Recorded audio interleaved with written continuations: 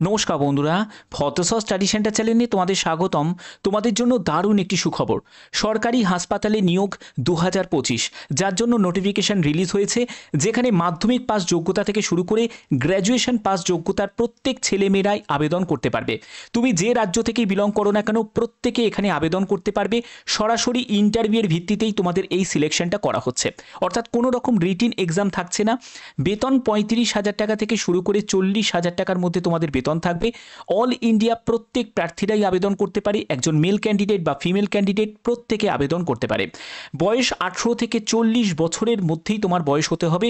Form fill up শুরু হয়েছে, প্রত্যেকটি তথ্য থাকবে এই ভিডিওতে।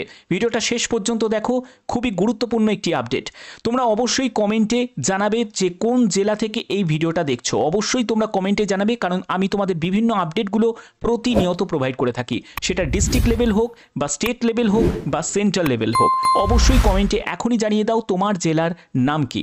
তো দেখো তোমাদের কোথায় নিয়োগ করা হচ্ছে দেখে নাও। চিত্তরঞ্জন ন্যাশনাল ক্যান্সার ইনস্টিটিউটে এই নিয়োগটি করা হচ্ছে এবং এখানে ওয়াক ইন ডেট, অর্থাৎ তোমাদের ইন্টারভিউয়ের জন্য উপস্থিত হতে হবে 29শে মে 2025। এটা হলো তোমাদের ইন্টারভিউয়ের ডেট। সকাল 10টা থেকে দুপুর 12টা পর্যন্ত তোমাদের ইন্টারভিউয়ের টাইমিং থাকছে এবং ঠিকানাটা ভালো করে নোট ডাউন করে নাও। এই ঠিকানায় তোমাদের উপস্থিত হতে হবে। কি কি পোস্ট থাকছে সম্পূর্ণ ডিটেলসটা বলবো, ভালো করে স্টেপ বাই স্টেপ দেখো। পরপর দুটি নোটিফিকেশন আছে। এখানে বলছে candidate will have to submit valid demand draft along with completely field in registration form along with relevant documents will appearing for working date CNCI campus. অর্থাৎ দেখো তোমাদের কিছু প্রয়োজনীয় ডকুমেন্টস লাগবে, যেগুলো আমি পরবর্তী সময় তোমাদের বলে দেবো, এবং তোমাদের রেজিস্ট্রেশন ফর্ম, ঠিক আছে, সেটাকে ফিল আপ করতে হবে, এবং তোমাদের ডিমান্ড ড্রাফট, সেগুলোকে সব এক জায়গায় করে তোমাদের সঙ্গে নিয়ে যেতে হবে। অরিজিনাল ডকুমেন্টও নেবে সঙ্গে, কিন্তু জেরক্স কপিও নেবে, 2 কপি করে জেরক্স কপি নেবে এবং অরিজিনাল ডকুমেন্টস তোমরা সঙ্গে ক্যারি করবে, ঠিক আছে। এখানে দেখো আর কি কি বলা হচ্ছে, ভালো করে বুঝে নাও। দেখো এখানে বলছে যে সিলেকশন প্রসেসটা সেটা কিন্তু শুধুমাত্র ইন্টারভিউয়ের ভিত্তিতে হচ্ছে, ঠিক আছে। অর্থাৎ ইন্টারভিউটা তোমাদের কিন্তু খুব একটা ভাইটাল একটা পার্ট থাকছে, যেখানে তোমাদের যে ডেট দেওয়া হয়েছে সেই ঠিকানায় তোমাদের উপস্থিত হতে হবে এবং তোমরা চেষ্টা করবে, যেহেতু তোমাদের 10টা থেকে টাইমিং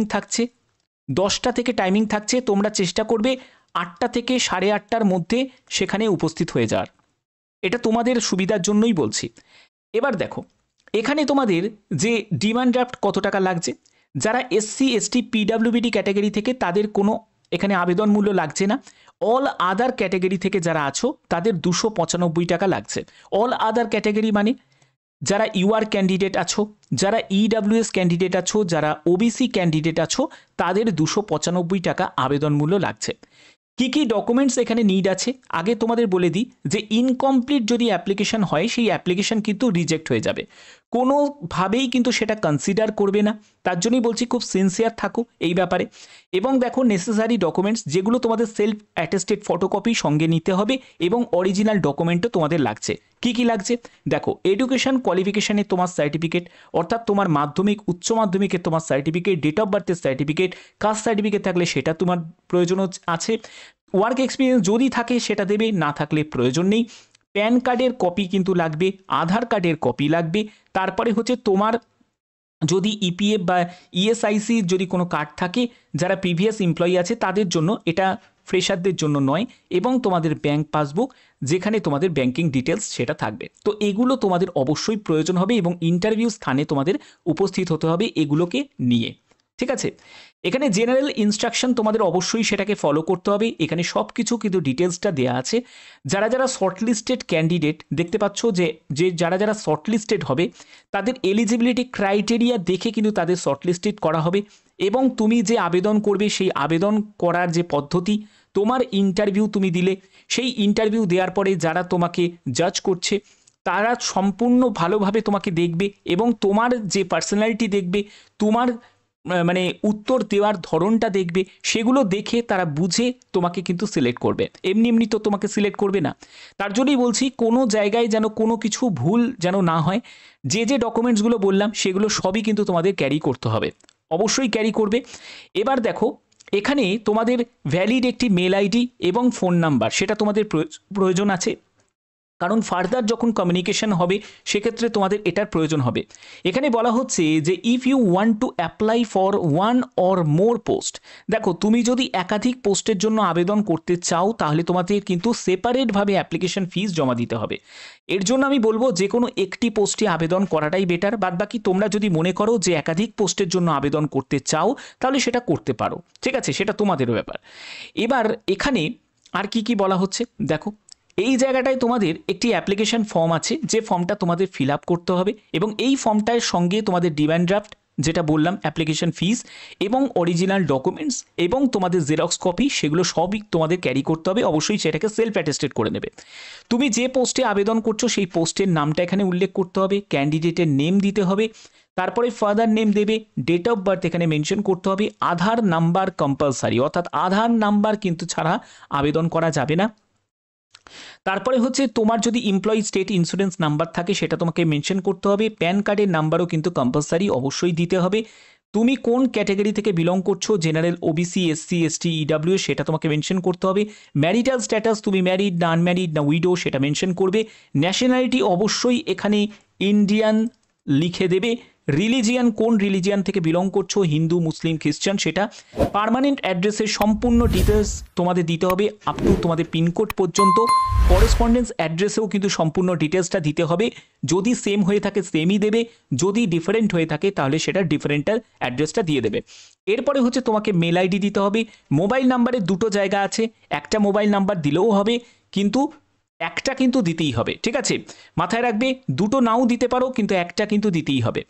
এরপরে হচ্ছে তোমার এডুকেশন কোয়ালিফিকেশান, যেখানে তোমাকে মাধ্যমিক থেকে শুরু করতে হবে, কোন ইয়ারে পাস করেছো, কত টোটাল মার্কস ছিল, তুমি কত নাম্বার পেয়েছো, কত পার্সেন্টেজ পেয়েছো সেটা দিতে হবে। উচ্চ মাধ্যমিকের ক্ষেত্রেও সেম। গ্র্যাজুয়েশন, পোস্ট গ্র্যাজুয়েশন যদি থাকে সেটাও তুমি দিতে পারো। হয়ে গেল। এরপরে যদি তোমার ওয়ার্ক এক্সপিরিয়েন্স থাকে সেটা তোমাকে ডিটেলসটা এখানে মেনশন করতে হবে। এগুলো করার পরে তোমাদের রেফারেন্সি হিসাবে তুমি এখানে তার নাম, অ্যাড্রেস, কন্ট্যাক্ট নাম্বার সেটা তুমি দিতে পারো। ল্যাঙ্গুয়েজ হিসাবে তুমি এখানে যেমন দেখো, তোমাদের যেহেতু চিত্তরঞ্জন তোমাদের ক্যান্সার ইনস্টিটিউটে নিয়োগ হচ্ছে, তো সেক্ষেত্রে তুমি এখানে ল্যাঙ্গুয়েজ হিসাবে তুমি যেহেতু কলকাতাতে পোস্টিং হচ্ছে, তো তুমি এখানে বাংলা ল্যাঙ্গুয়েজ দিয়ে দেবে এবং রিড, স্পিক, রাইট সবতে টিক দিয়ে দেবে। তারপরে তুমি হিন্দি দিলে, তারপরে তুমি ইংলিশ দিলে, তোমার পছন্দ মতো তুমি দিতে পারো। এরপরে হচ্ছে তোমাদের যেসব সেলফ অ্যাটেস্টেড ফটোকপি যেগুলো প্রয়োজন হচ্ছে সেই সব ডকুমেন্টসগুলো বলা হচ্ছে এবং এখানে সই করতে হবে এবং ডেটটা মেনশন করে দিতে হবে। এটা হলো একটা ফর্ম ফিল আপ। এবং তোমাদের বলে রাখি কোথায় তোমাদের এইখানে কি কি পোস্ট আছে সেগুলো দেখো। পোস্টের ক্ষেত্রে তোমাদের ওয়ার্ড ডিপার্টমেন্টের পোস্ট আছে, যেটা হচ্ছে পেশেন্ট কেয়ারের জন্য নিয়োগ করা হচ্ছে কোঅর্ডিনেটর। এখানে দেখো তোমাদের ফুল টাইম ব্যাচেলার ডিগ্রি, তারপরে 18,462 টাকা মতো তোমরা বেতন পাবে।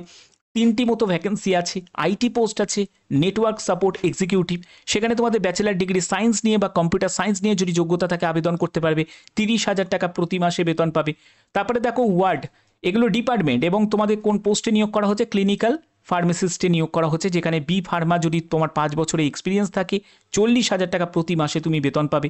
তারপরে দেখো এখানে হসপিটাল টেলিফোন অপারেটর, এই পোস্টের জন্য যদি আবেদন করতে চাও এখানে গ্র্যাজুয়েশন সঙ্গে special training for telephone operator নিয়ে যদি থাকে তাহলে তুমি আবেদন করতে পারো। 21,500 টাকা মতো বেতন পাবে। তারপরে দেখো হাজরা ক্যাম্পাস, তোমাদের ইনফেকশন কন্ট্রোল নার্স অর্থাৎ আইসিএন এর জন্য, যেখানে বিএসসি নার্সিং এবং মিনিমাম 2 বছরের অভিজ্ঞতা যদি থাকে আইসিএন এ কাজ করার তাহলে আবেদন করতে পারবে। 35,000 টাকা প্রতি মাসে বেতন পাবে। আইটি এক্সিকিউটিভের জন্য তোমাদের এখানে বিটেক, বিসিএ বা বিএসসি যদি যোগ্যতা থাকে 28,000 টাকা প্রতি মাসে তুমি বেতন পাবে। তো এটা গেল এক ধরনের একটা নোটিফিকেশন। এরপরে আরেকটা তোমাদের নোটিফিকেশন আছে যেটা কুকের জন্য নিয়োগ করা হচ্ছে, যেখানে তোমাদের দেখো তোমাদের মাধ্যমিক পাস যোগ্যতা প্রয়োজন এবং অবশ্যই তোমাদের কুকিংয়ের নলেজ থাকতে হবে, এক্সপিরিয়েন্স থাকতে হবে। 18,993 টাকা মতো বেতন পাবে। 18 থেকে 40 বছরের মধ্যে তোমার বয়স হতে হবে। সিলেকশন প্রসেসের ক্ষেত্রে দেখো তোমাদের কিভাবে শর্টলিস্টেড করা হবে। যারা যারা আবেদন করবে তাদের আবেদন তোমাদের স্ক্রুটিনি করা হবে এবং যোগ্য প্রার্থীদের তাদের স্কিল এবং তোমাদের ইন্টারভিউয়ের ভিত্তিতে সিলেকশন করা হবে। এবং এখানে তুমি যদি আবেদন করতে চাও, এই যে নিয়োগটি করা হচ্ছে সেটা হলো এমসের তরফ থেকে, ঠিক আছে, এটা হলো এমস দিল্লির তরফ থেকে এই নিয়োগটি করা হচ্ছে। এখানে আবেদন তোমাদের অফলাইন মোডেই তোমাদের করতে হবে। অ্যাডভার্টাইজমেন্ট নাম্বারটা লক্ষ্য রাখবে, সেটা 512। তো এখানে যদি আবেদন করতে চাও তোমাদের এখানেও ডিমান্ড ড্রাফট দিতে হবে। এসসি এসটি পিডাব্লিউবিডিদের কোনো আবেদন মূল্য লাগছে না, কিন্তু অল আদার ক্যাটাগরিদের 295 টাকা আবেদন মূল্য লাগছে। এখানে অ্যাপ্লিকেশন তোমাদের এই যে ফর্ম তোমাদের ফিল আপ করে সেটা তোমাদের এই ঠিকানায়, তুমি স্পিড পোস্ট হোক বা রেজিস্টার্ড পোস্টে হোক, যে কোনো একটি মাধ্যমে তোমাদের এই ঠিকানায় পাঠিয়ে দিতে হবে। ঠিক আছে, এখানে দেখো তোমাদের সম্পূর্ণ ডিটেলসটা দেওয়া আছে এবং তুমি যে পোস্টের জন্য আবেদন করছো সেই পোস্টের নামটা মেনশন করবে এবং অ্যাডভার্টাইজমেন্ট নাম্বারটা 512 তোমাদের দেখিয়ে দিলাম, সেই অ্যাডভার্টাইজমেন্ট নাম্বারটা এটা এনভেলপের ওপর অবশ্যই তোমাদের লিখতে হবে। ঠিক আছে, এগুলো করার পরে প্রয়োজনীয় যাবতীয় ডকুমেন্টস সেগুলোকে তোমাদের সেলফ অ্যাটেস্টেড করতে হবে। ডকুমেন্টসগুলো একদম সেমই, যেরকম তোমাদের আগেরটা দেখালাম সেরকম এখানেও কিন্তু সেমই তোমাদের ডকুমেন্টস লাগছে। সবই 2 কপি করে সেলফ অ্যাটেস্টেড কপি সঙ্গে কিন্তু রাখবে এবং অরিজিনাল ডকুমেন্ট যখন তুমি ইন্টারভিউতে যাবে তখন তোমার প্রয়োজন হবে। জেনারেল ইনস্ট্রাকশন হিসাবে যা যা বলা হয়েছে সেগুলো তোমাদের ফলো করতে হবে এবং এগুলোই কিন্তু তোমাদের প্রয়োজন। Valid mail ID, mobile number অবশ্যই প্রয়োজন। তুমি চাইলে এখানে কিন্তু আবেদন করতেই পারো। ঠিক আছে, এখানে মেল ফিমেল বোথ ক্যান্ডিডেটই আবেদন করতে পারে। তো এখানে দেখো এই যে এমসের তরফ থেকে যে নিয়োগটি করা হচ্ছে, এখানে তোমাদের আবেদনের শেষ তারিখ হচ্ছে 26শে মে 2025। যেখানে তোমাদের কলকাতা চিত্তরঞ্জনের যেটা দেখালাম সেটাতে হচ্ছে তোমাদের ডাইরেক্ট ইন্টারভিউ হচ্ছে 29শে মে, আর এখানে 26শে মের মধ্যে আবেদনপত্র তোমাকে পাঠাতে হবে। ঠিক আছে, এখানে অ্যাপ্লিকেশন ফর্ম যেরকম তোমাদের আগের দেখালাম একদম সেম অ্যাপ্লিকেশন ফর্ম, এটাকে আর রিপিট করছি না। যেরকম বললাম সেই রকম ইনস্ট্রাকশন অনুযায়ী একদম সঠিকভাবে ফর্মটা ফিল আপ করবে। বিসিআইএল এর তরফ থেকে এই নিয়োগটি করা হচ্ছে। তো যারা যারা আবেদন করতে চাও তারা কিন্তু অবশ্যই আবেদন করতে পারো। ব্যাক টু ব্যাক দুটো তোমাদের নোটিফিকেশান রিলিজ হয়েছিল, সেই ইনফরমেশন তোমাদের কাছে পৌঁছে দিলাম। অবশ্যই তোমরা কমেন্টে জানাবে যে কোন জেলা থেকে এই ভিডিওটা দেখছো, যাতে তোমাদের কাছে বিভিন্ন আপডেটগুলো পৌঁছে দিতে পারি। আর এখানে কিন্তু তোমরা যে কোনো জেলা থেকে, যে কোনো রাজ্য থেকে তোমরা আবেদন করতে পারো। তো আশা করি যদি ভিডিওটা ভালো লাগে, এরকমই যদি নতুন নতুন আপডেট পেতে চাও অবশ্যই চ্যানেলটাকে সাবস্ক্রাইব করবে, বেল আইকনটাকে অল করে রাখবে। এখনের মতো এটুকুই, টাটা।